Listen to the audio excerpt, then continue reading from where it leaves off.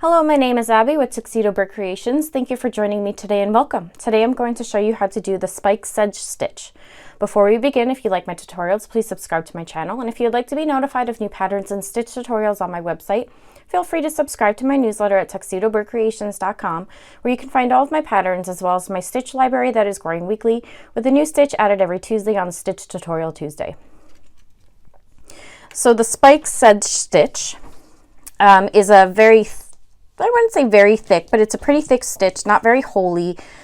It creates this beautiful pattern and this wonderful texture. It's basically the same on both sides. You know, it'd be great for pot holders, hot pads, placemats, headbands, anything like that. So for this tutorial, we will need to chain in multiples of 3 plus 2 at the end. So I will be chaining a total of 23. Go ahead and chain as many as you would like. You can pause the video and meet me back once you're done. So I have my total of 23 chains. That is 21 plus 2 at the end, multiples of 3. So to start row 1, we are going to be single crocheting into the second chain from the hook. So the loop on your hook does not count as a chain. So 1, 2, we're going to be single crocheting into that second chain and then single crocheting into every chain until the end. So go ahead and single crochet into each chain until you get to the end so we can move on to row 2. You can go ahead and pause the video. Row 1 is complete with our row of single crochets, and to begin row 2, you chain 1, turn our work, and in this very first stitch here we're going to be creating a single crochet stitch, a half double crochet stitch right into that same stitch, and a double crochet stitch.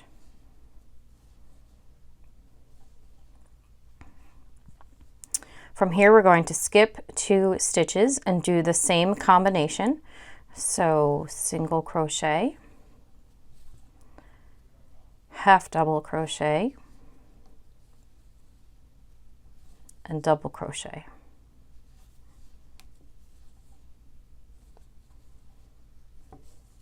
And we're going to continue this pattern for the length of our project. So skipping 2 stitches, in the next one doing a single crochet, a half double crochet,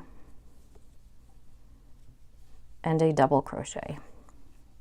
So go ahead and continue that for the length of your row and meet me back at the end, and I can show you how to end the row and move on to row 3. We are at the end of our row and we have 2 more stitches to skip and 1 at the very end. Instead of doing the combination of 3 stitches, we're just going to end with 1 single crochet into that last stitch. Chain 1, turn your work.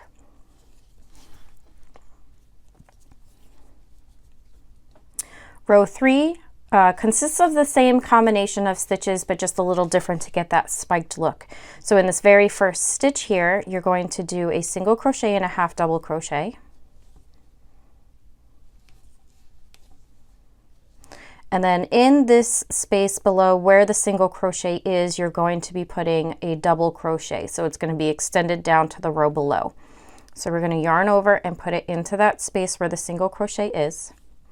Yarn over and pull up a loop, and you're going to want to pull it up to the height of the other 2 stitches.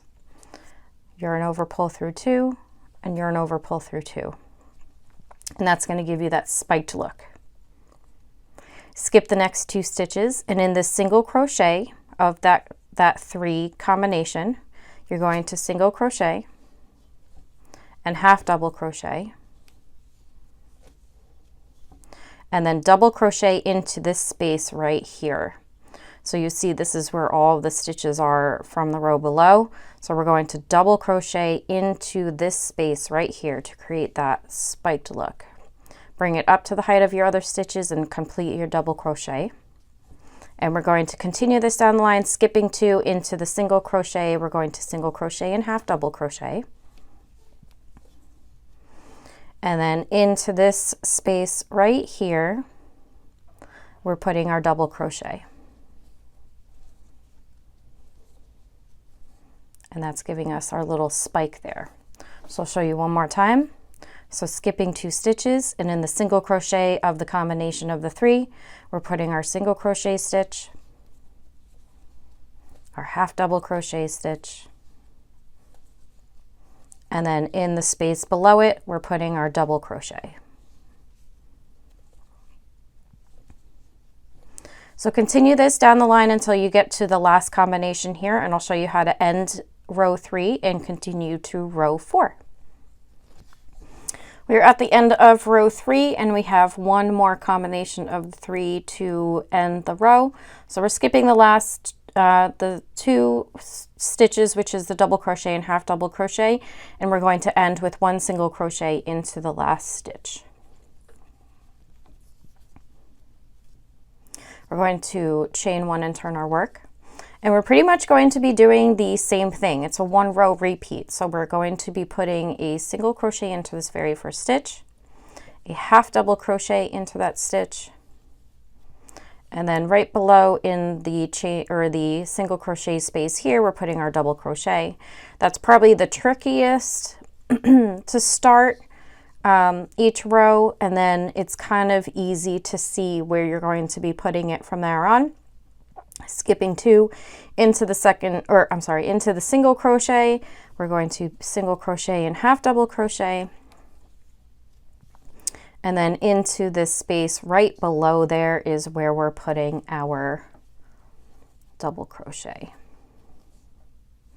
And we continue that, skip 2 into the single crochet, we single crochet and half double crochet, and then in this space here we put our double crochet.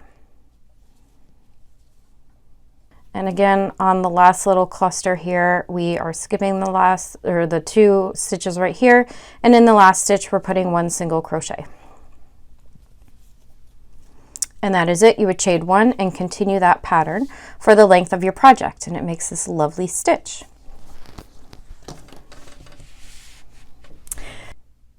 Thank you for joining me today for this tutorial. And again, if you like my videos, please subscribe to my channel. And if you would like to stay updated with new stitch tutorials and patterns, sign up for my weekly newsletter at tuxedobirdcreations.com. Happy hooking!